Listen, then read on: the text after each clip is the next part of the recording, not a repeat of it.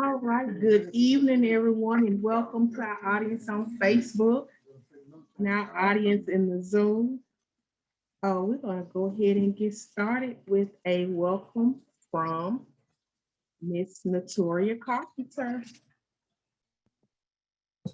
Good afternoon, everyone. Welcome to the Memphis Left Parent Institute, where our mission is to make the powerless parent powerful.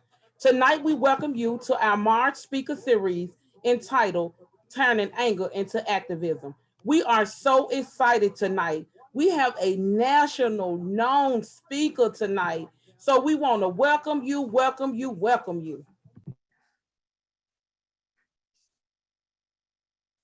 Good evening, everyone. It brings great pleasure for me to be before you this evening to introduce this dynamic speaker. Geoffrey Canada is a leading advocate for children and innovator in the field of education.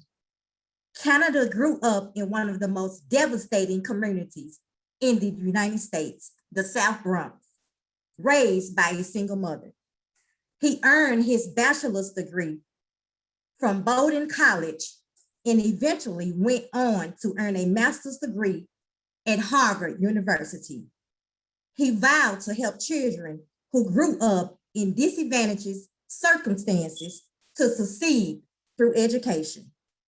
Canada created the Harlem Children's Zone, a birth through college network of programs that today serves more than 13,000 low-income students and families in a 97-block area of Central Harlem in New York City.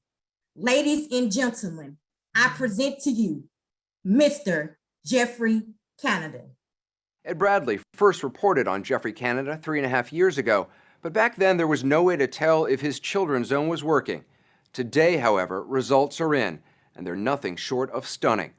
Dr. Roland Fryer is a professor in the economics department at Harvard. He's conducted the first independent statistical study of Geoffrey Canada's efforts to close the racial achievement gap in his school. The elementary school level, he closed the achievement gap in both subjects, math and reading. Actually eliminating the gap in elementary school. We never say anything like that. Absolutely eliminating the gap. Exhibit A, the zone's Promise Academy Charter School. So these are our fourth graders. This year's fourth grade class is special. It's the first class where all the kids have been in the zone's pipeline since birth. The Harlem Children's Zone, which is a great example of Geoffrey Canada organizing a comprehensive way to give those poor kids in Harlem a chance to wind up and be David Letterman or Bill Clinton someday, or be great doctors or scientists by dealing with all the various challenges they have. So if somebody gives money or time to the Harlem Children's Zone, they know that they're going to get a high rate of return. Geoffrey Canada, the program's inspirational, innovative founder, put it best. Instead of helping some kids beat the odds, the Harlem Children's Zone is actually changing the odds altogether. And it's working. Parents in Harlem are actually reading more to their kids. Their kids are staying in school and passing statewide tests at higher rates than other children in New York City. They're going to college in a place where it was once unheard of. They've even placed third on a national chess championship. So we know this works. And if we know it works, there's no reason this program can stop at the end of those blocks in Harlem. It's time to change the odds for neighborhoods all across America. This is Jeopardy! Same category, 800. I'm Harlem Children's Zone President Geoffrey Canada. We will do whatever it takes to make sure that your child enters and succeeds in college. So I'll bite. Why is it important for underprivileged children to succeed? Spin your scenario.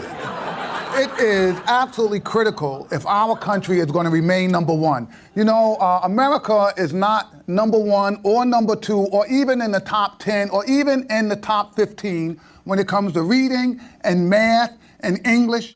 You ever hear those people who say, you know, this is crazy, you can't do it, and think that maybe you bit off too much? As long as I am here, we're going to push this envelope as hard and as far as possible.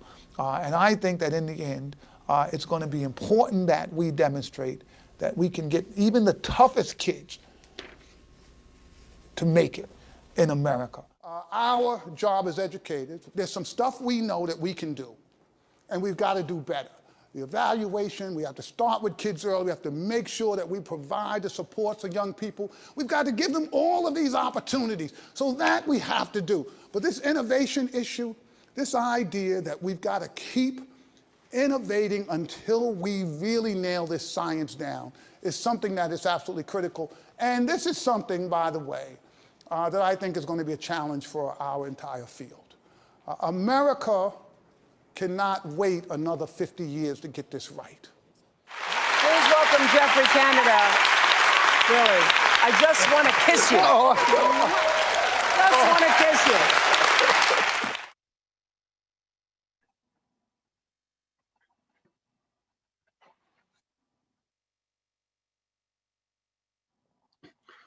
Well, hi everybody, and can I tell you that I'm still in trouble with my wife over that last part where Oprah is talking about she just wants to kiss me.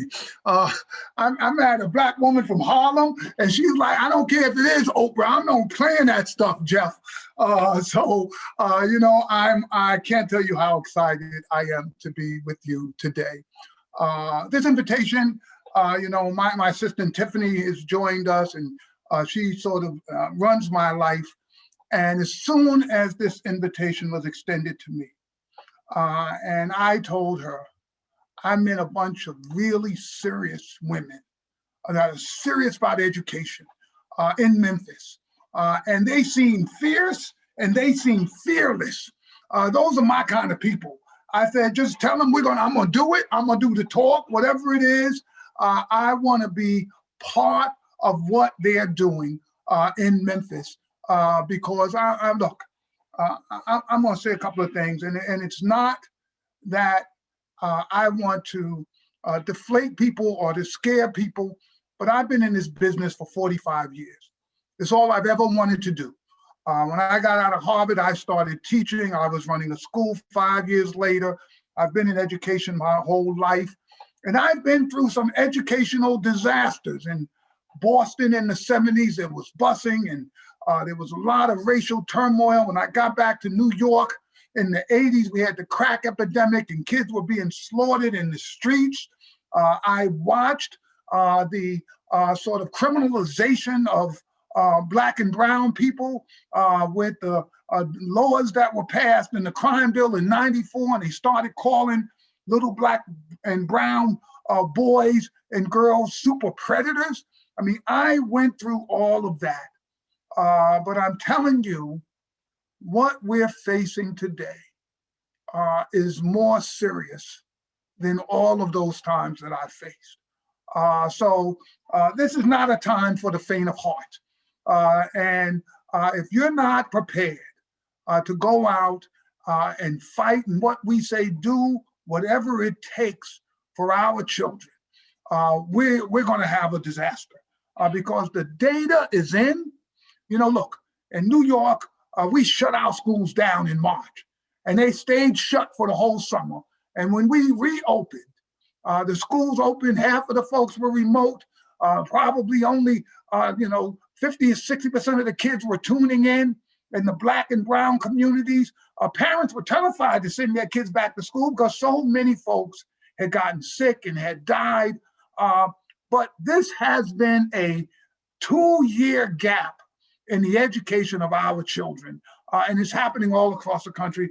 And the poorer communities, the communities of color in this country are facing a real crisis. And we've got to step up. Now, look, there's some good news with this also, because President Biden has decided that he is going to really put real dollars into trying to make up for the learning loss, trying to support public education around this country. And part of what we have to make sure is we don't go back to business as usual. So I want to say a couple of things. So it's 45 years.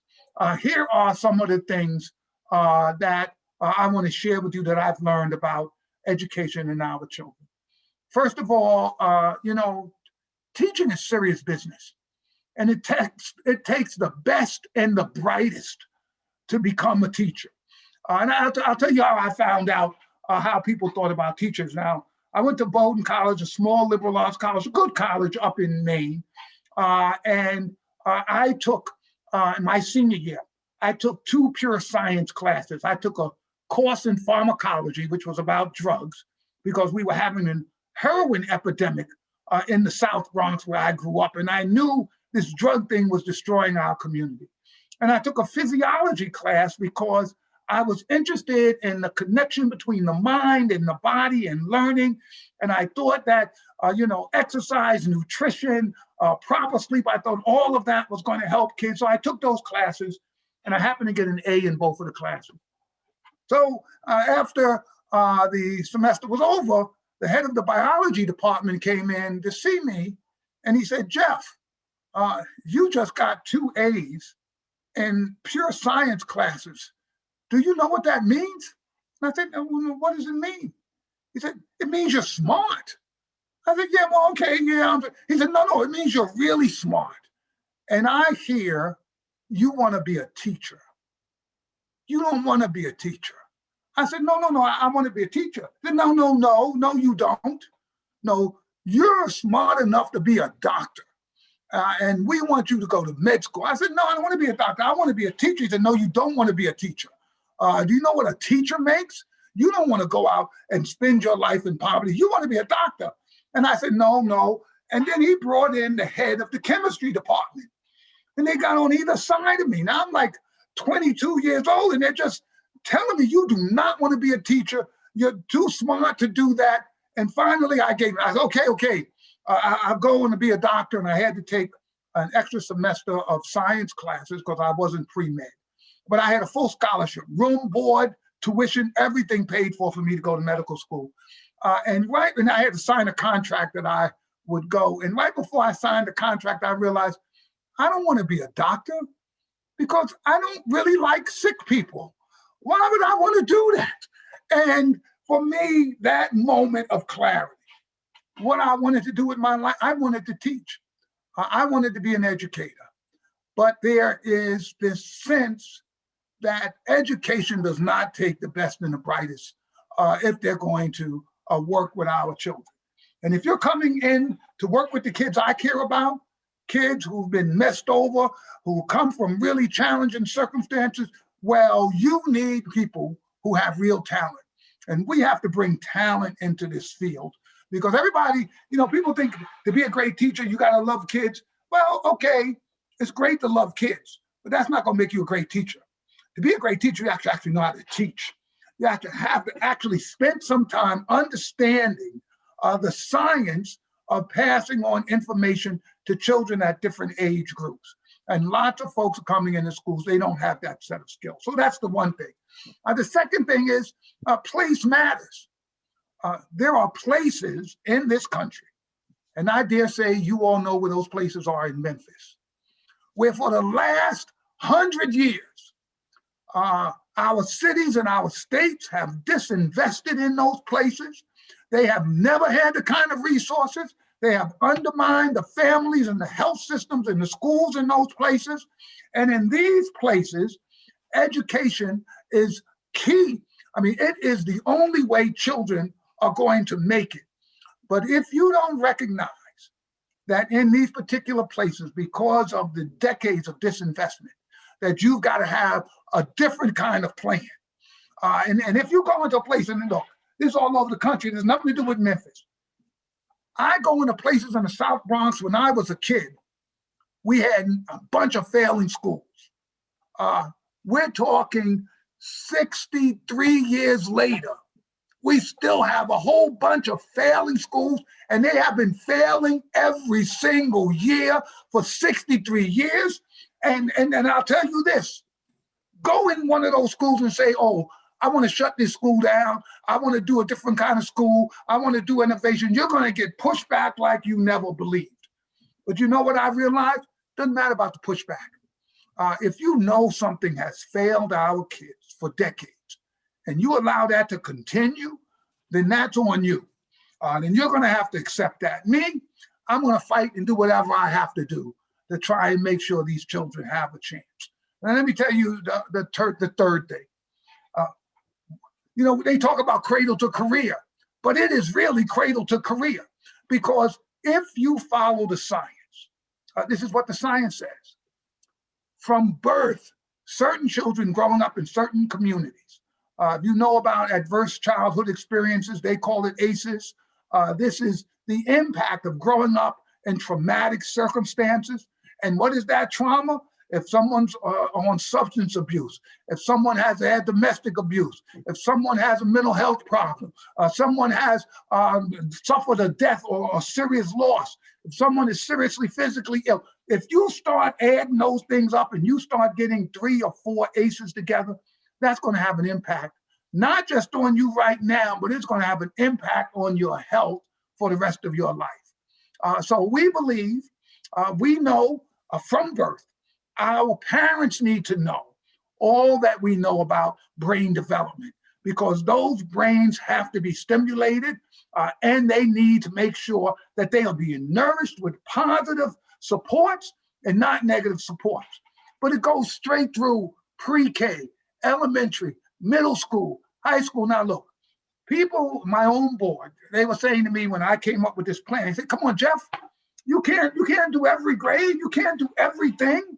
I mean, come on, figure out when is the most important time in a child's life, and let's deal with it then. Is it early childhood? Just tell me when, and we can invest, because we can't do all of this. And you know what I said to them? So you all are parents. So yeah, we're parents. You two husband, wife. No, there's 2 of us taking care of the kids. You live in a nice place because you have plenty of money. Yeah, both of you have college degrees. Yeah. So tell me when you think you could disappear from your child's life. What's unimportant? If your child is 3, is that no 3? No, that's a critical time, that brain development. How about elementary? No, because kids need to learn how to read. You find out that people who have money in education believe every year of their child's life is critical, is essential. And you know what they do? They do what I did. Every day they come home worrying about, how do I give my child an advantage? So if we're doing that for those of us who have money, why are we going to do any less for children who are growing up without those kinds of supports? So we do cradle to career. And when I say career, I mean we follow our kids through college to make sure these kids come out of college with a degree.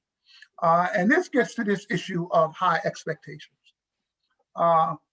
Look, I only have one expectation for the children in the Harlem Children's Zone, and that's for them to graduate from college.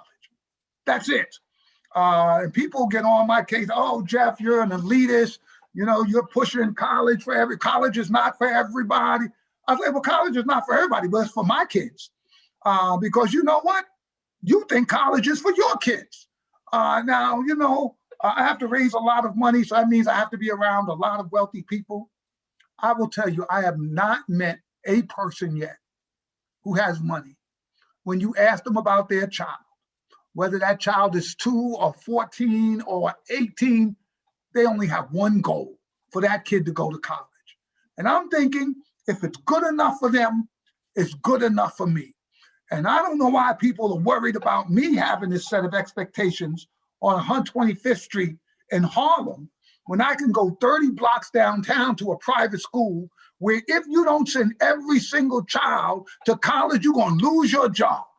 Now, what? Because these kids are Black and poor, we got to think about them differently than kids who are white and have money? I don't think, not my kids. And look, so they say, Jeff, does all of your kids go to college? Well, every single one of the kids in my schools accepted to college. If they decide that they want to go and join the armed services or become a fire person or police, that's great. But they're not going to do it thinking, I couldn't get in college because I'm not smart enough.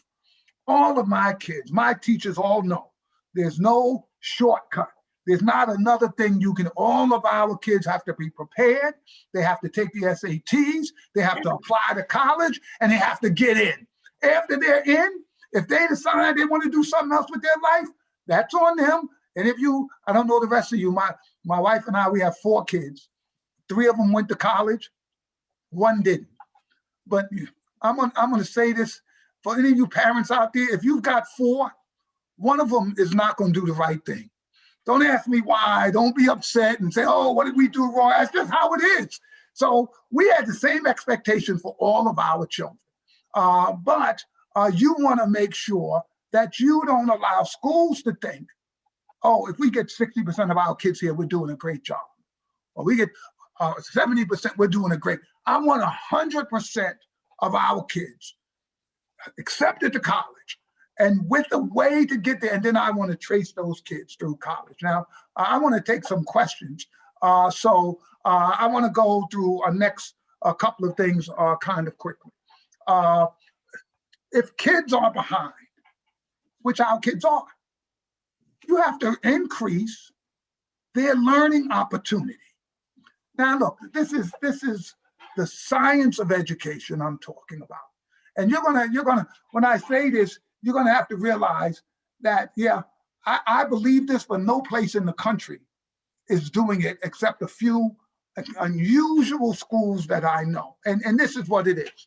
All right, the way a school year is designed, it's designed so middle-class students who come with lots of supports, they have money, good health care, decent housing, lots of parental support, that they are going to make 1 year's progress in 1 academic year, right?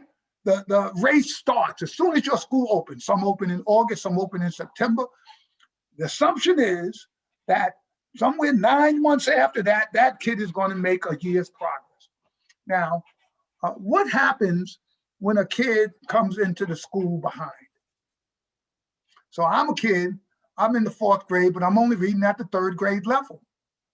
Well, the way the system's designed, you're expected to make 1 year's progress in that year.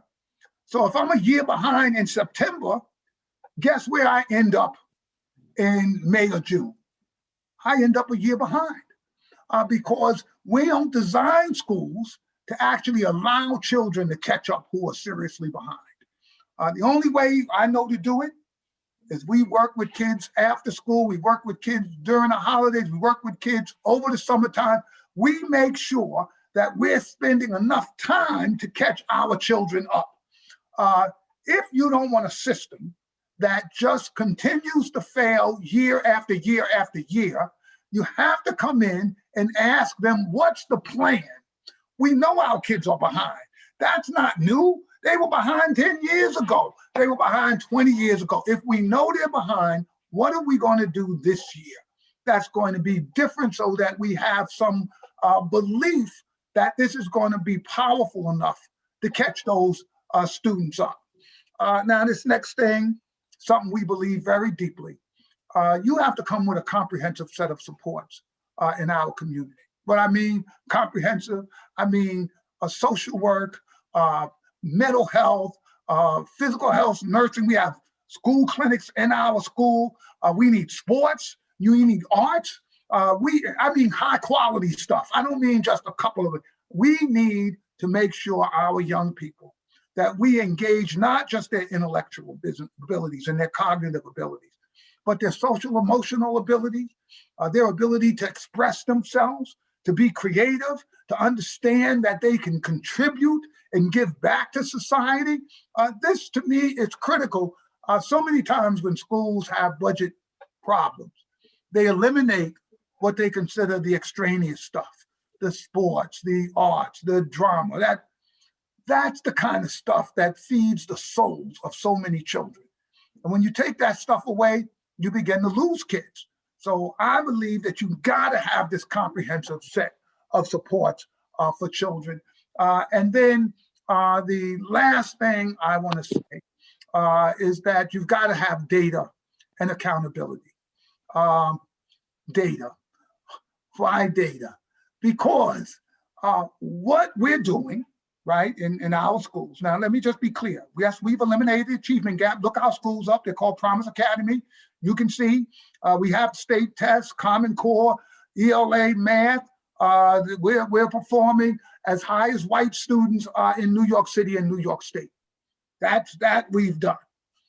But every year, we're looking at data of which of our kids are struggling. And every year, we're sitting down with individual teachers starting in September when our school year starts to say, what's the plan for Raheem to try and catch him up? This data issue, not just, you know what, the testing, I'm not talking, look, high stakes testing, that's its own thing. That's not what I'm talking about. I'm talking about the kind of data that gives you an indication whether or not a student has actually mastered a subject area and can go on to the next. And when the data says they have not, which is what our data says, I'll just tell you, it's every year, it's not like new. Every year we have a group of kids, they have not mastered the subject area. Then the question is, what do you do? What's the plan? How do you begin to make sure that those young people are going to have a real opportunity to catch up, to learn what they didn't learn in a way that's not humiliating, that's not drudgery, but that says to this kid, hey, look, yes, you struggled, big deal, we all struggle. We're going to figure out how to make sure you master this in real time so you can stay up with your classmates. The good news is, in our schools, suddenly they're going to be flooded with money.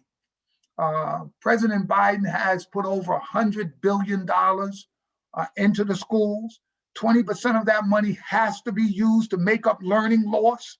The question is, how's that money going to be spent? Who's going to make sure it's actually buying support for the children who need it? And who's going to hold people accountable to make sure that what you're doing is actually working? Look, this is going to be, to me, a once-in-a-generation opportunity. It's a once-in-a-generation travesty of what happened with COVID. It's a once-in-a-generation opportunity because I don't know that we're ever going to see a president who puts this kind of money in public education, targeted at students who are struggling. So the question is, now that we know that's coming into our schools, what are we going to do to make sure that we can make up the learning loss, but do more than that, to actually create the kind of learning environments that allow our kids to flourish long after that money is gone. Getting back to normal is not something we want to do. We don't want to do it in New York. You don't want to do it in Memphis because normal wasn't working for our students. We want to use this moment to create some extraordinary opportunities that are designed to be successful. And then we want to collect the data and we want to hold ourselves accountable for moving forward. So you can see I get a little wound up about this stuff. So I'll have to apologize. I have to excuse me. But when I tell you that this is one of those critical moments in our history where we've never faced anything like this before. And we're either going to be talking about this 10 years from now saying, yeah, you know why everything's so messed up? Because remember when COVID happened, like, yeah, we blew that.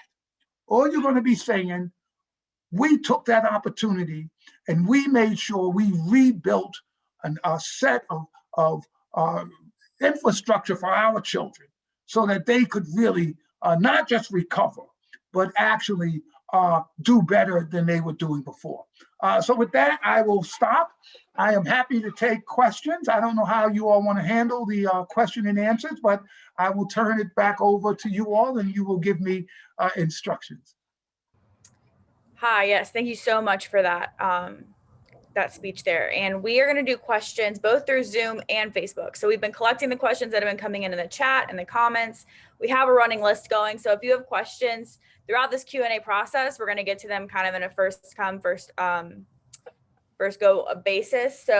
So far on our list, the very first question we have comes from Facebook from Miss Tammy Taylor. And her question is, besides repeating this grade next year, what else can I or parents do to combat learning loss? Yeah, that's a great question. And I'm glad that the parent asked this question because we're going to need our parents to support sort of this makeup period of time. So here's the problem. Hopefully schools are going to open up for part of the summer to try and catch up. Our children are going to be so frustrated. They're going to be like, you know what? It's already too much, and now I got to go to school in the summertime, and now you want me to go after, you want me to do more. We need to set up and start having conversations with our children right now about what this next year is going to be. We need to explain, yes, we're going to carve out some time that we're going to be focused on education, but that can't be the only thing because our kids have been traumatized. Let's remember that our kids have gone through a circumstance where the air you breathe may kill you or your parents, and they're going to be suffering from this. So we've got to spend the time, we've got to explain to them why we want them to do this extra work, and then we're going to have to find resources. And one of the things I'm in the process of doing is trying to come up with a set of resources online for parents to make it simple for parents to figure out what they need to. If your kid's in the 3rd grade and they're struggling with 3rd grade math, we want to be able to help direct parents to that in a way that's going to take a lot of the guesswork out of this. Check that homework, but as importantly, you've got to have real communications in with your teacher, and you've got to be asking them, what else do I need to do? And think about how you use the weekends, not just to, to read and write, but to take kids to places, to talk to them about things, to expose them to different things, so that we use that entire year to continue to build their sort of intellectual skills. It doesn't have to be all reading and writing and math. There are a lot. Get them to the museums, get them to the, the zoos, get them to the aquariums, get them to the park, get them out talking, experiencing things to help build in sort of this larger understanding of the world and of themselves.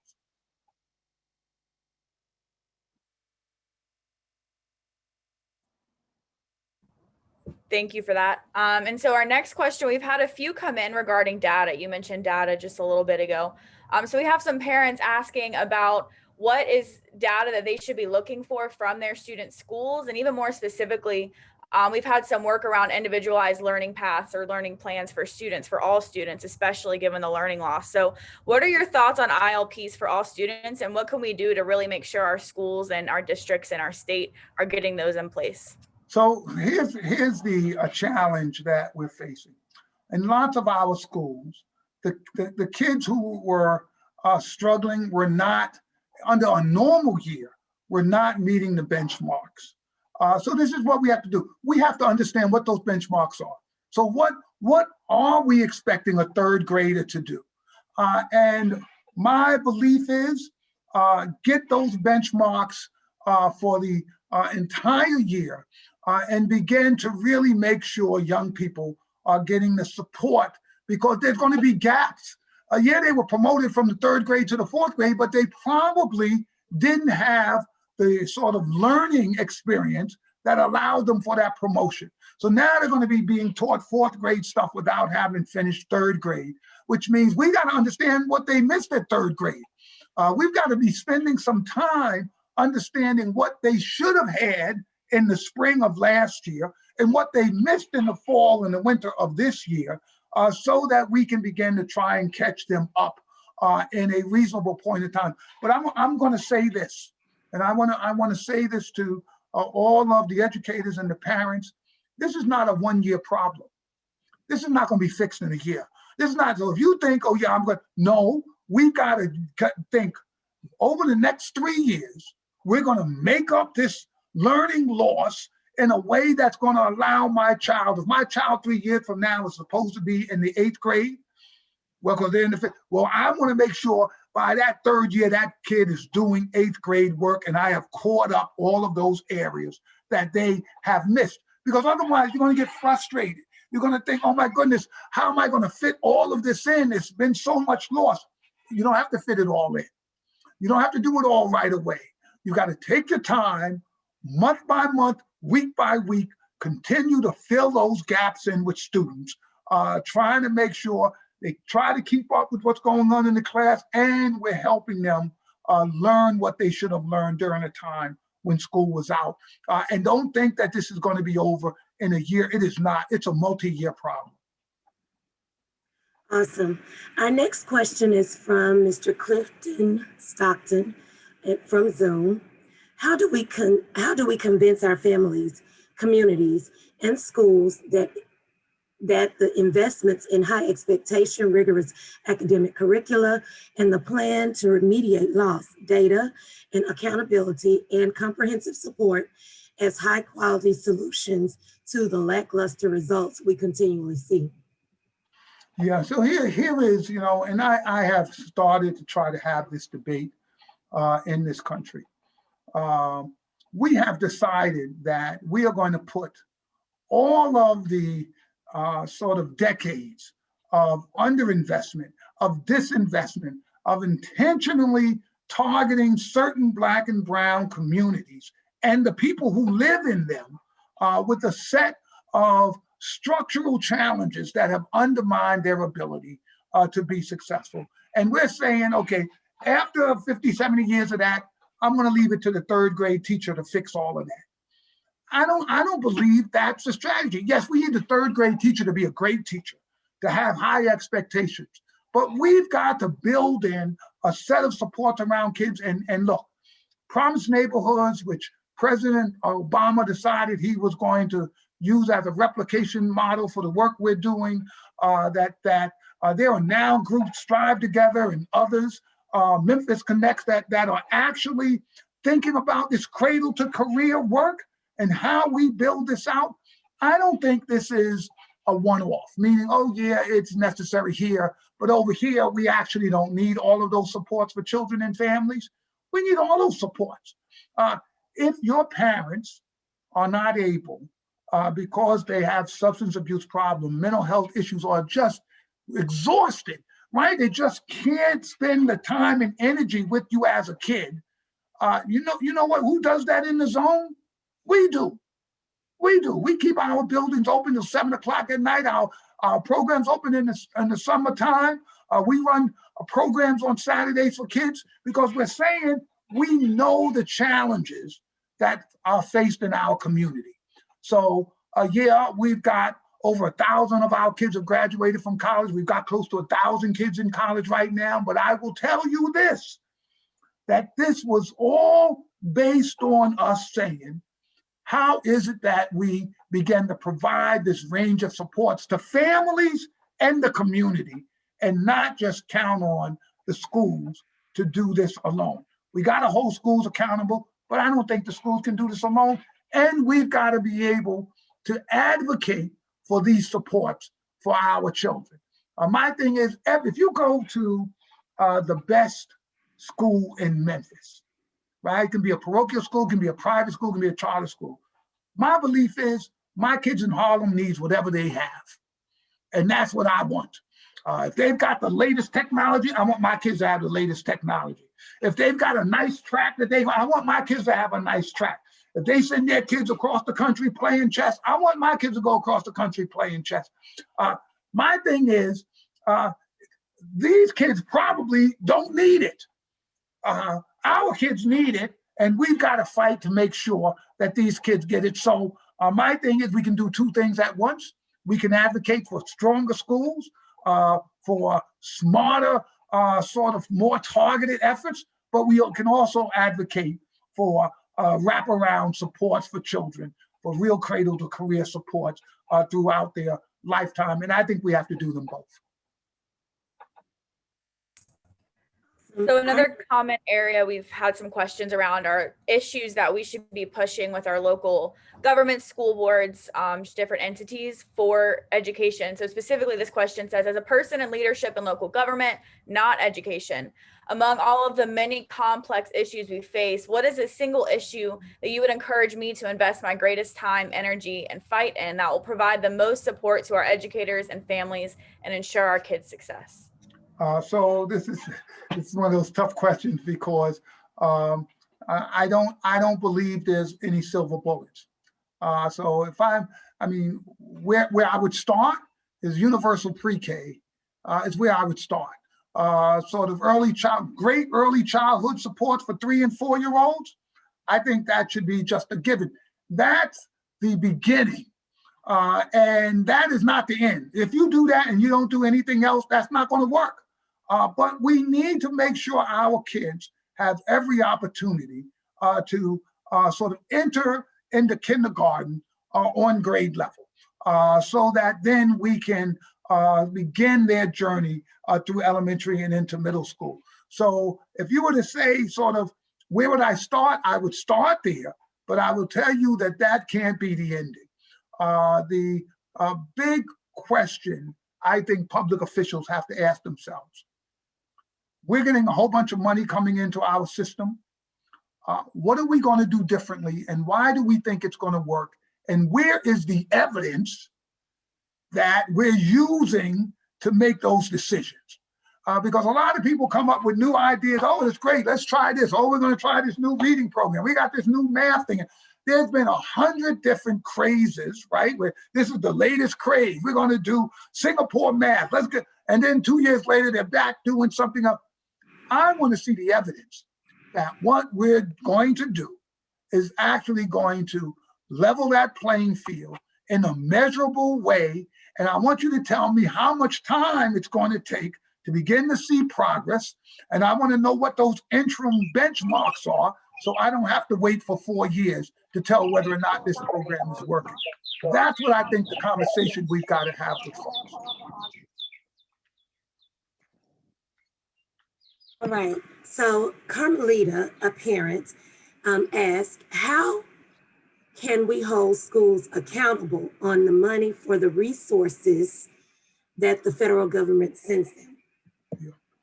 So this to me is something that parents are going to have to, I think you start at your school board, but this is also the mayor and it's also the governor.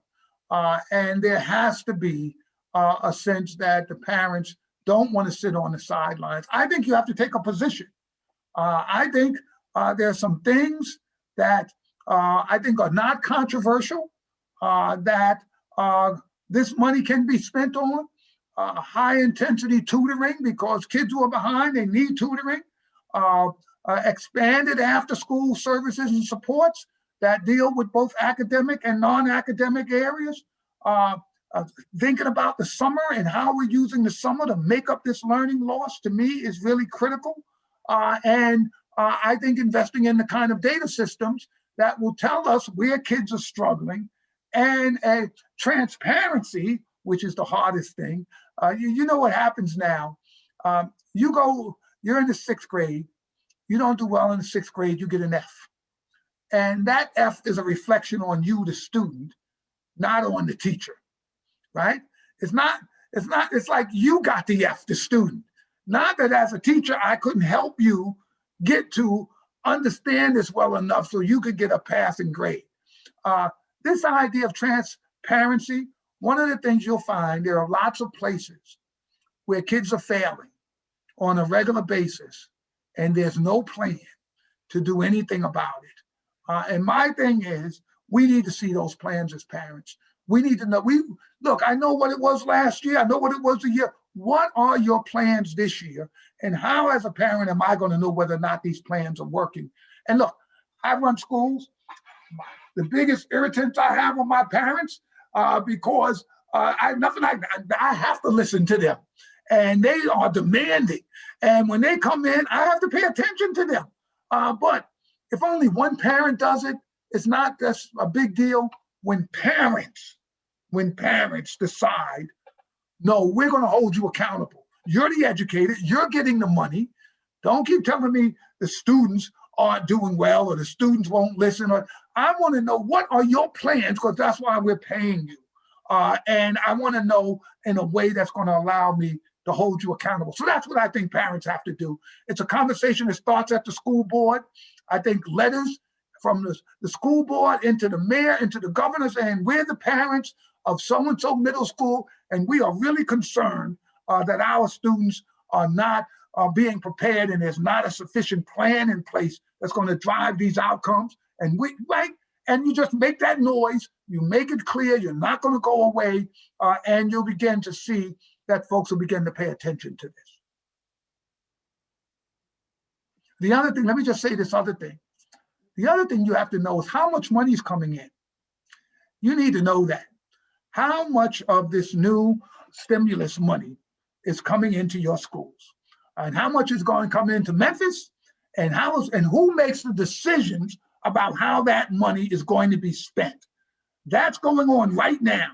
And I doubt people are having the kind of conversations with the parents that need to happen. And you all need to get involved in that and understand that process. Awesome. You guys, we have time for maybe one more question. And that question will come from Miss Naomi Shelton. And she asks, can you share successful examples of community and family engagement from Harlem Children's Zone? Yeah. When we were creating the zone, people think about us as educators and other, but we were actually trying to rebuild our community because in the 90s, it was a horror show. Dirt all over everywhere, abandoned buildings, open drug dealing going on. People thought Harlem was a place you came to when you had no other options because nobody really wanted to be there. So there was a group of community residents who became our partners in this work, who had a vision for what this community could be translated into. And you know what's interesting is it was mostly women in their between their late 40s, early 50s, who had raised families and remembered when Harlem was a good place, decent, sort of kind of place you could leave your door open. And they became the backbone of our work. Now, 20 years later, most of those women have passed away, who were part of the original community advisory board. But we had a vision of Harlem, of trees being planted in the streets, of businesses coming back into Harlem. When we started this work, there was not one national chain. So you think of a chain besides McDonald's, and you had a McDonald's and like a burger. There was no one else. You come to Harlem today, you can't name a major chain that's not in that community. This all came from the visioning of residents. Together, we cleaned up those lots. We painted those buildings. We eliminated the graffiti.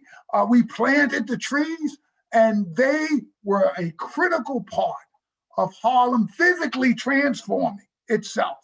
And I'll tell you something that I realized while this work was going on with our community residents. So one day we said, look, there are a bunch of graffiti, you think about New York in the old days on the buildings and everything. We want to eliminate all the graffiti on like 10 blocks. And we're going to come one night, organize stuff, and the next morning we're going to paint everything. It was complicated because we had to go to each one of the building superintendents. These are tenement buildings, 6, 7-story buildings, and get their approval so we could paint. And we painted that. And one day we just eliminated all the graffiti. And then I was going to track to see how long it was going to take for the kids started graffitiing again. And I thought it was going to be maybe 4 to 5 weeks. You know what? Even till this day, it never came back. When the residents decided that they themselves were going to go out and do this, and kids saw their aunts and their mothers and their grandparents out there cleaning stuff up, suddenly there was just a whole different value proposition in Central Harlem, because they saw that the community had come together to do this. Now, look, we were in the background of this work. We weren't the leaders of this. It was the tenant association presidents, the block association. They're the ones who led this. We were the ones who were in the background organizing, making sure there was enough paint and the brushes and folks showed up where they were supposed to. But this effort of community was what strengthened our efforts in Central Harlem and helped transform that community. You come there today, you'll be stunned about how beautiful Harlem is. It was not like that when we started this work. Wow. There was one more question, and I hate that I missed it. I wanted to couple it together. So the question pertains to replication of Harlem Children's Zone. Talk to us about that. Yeah. So, President Obama has said he was going to sort of replicate us in 20 places. He did that replication in a bunch of promised neighborhoods, then are still going on and is still doing great work. And other places that decided that they were going to do cradle to career work started. I think that today, I was retired, and I was retired for 7 years, and actually was happily retired.